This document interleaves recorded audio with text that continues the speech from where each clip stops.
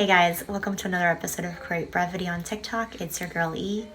And today I'm back with a subscriber question, and she wanted to know if I could do a video on pivoting out of a mental spiral. And I think that it can actually help a lot of us. So I hope you guys enjoy this.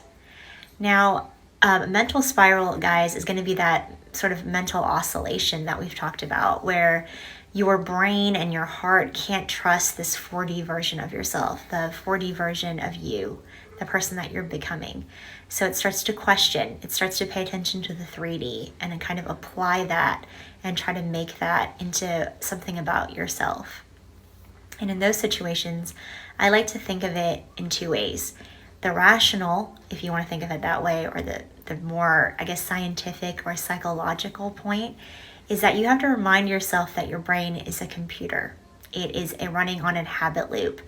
And that habit loop is going to be your old sort of 3D programming, where you look out at the 3D for validation.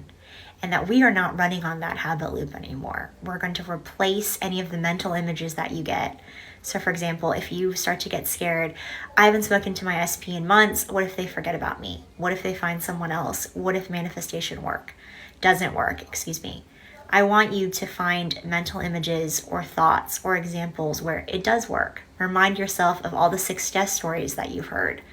If you get scared that they're going to forget about you, again, remind yourself of all the people that you've read about or heard about where no one has forgotten about them. 10 years plus, 20 years plus, people are getting their manifestations, okay? Remind yourself that you don't need to be perfect. You just need to be consistent, okay? Remind yourself that you just need to make space to allow the synchronicities and to allow the manifestations happen. Again, remind yourself that your new programming, it's going to take some time to come into effect, and that's what you're working on right now, is reprogramming your brain.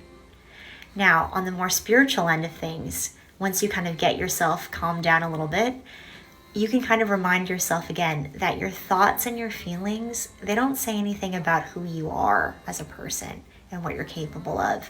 They don't say anything about what you're worth or what you're going to get. Your thoughts and your feelings are based on data, okay, or experiences that you've had of the past, right? And they don't say anything about who you are spiritually, which is a being that is so much more than just what the 3D shows. You are unlimited. You can create and have any experience that you set your heart on. And the fact that you want something, it means it's already done. You wouldn't have the desire if there wasn't a way for you to get it. So calm yourself down,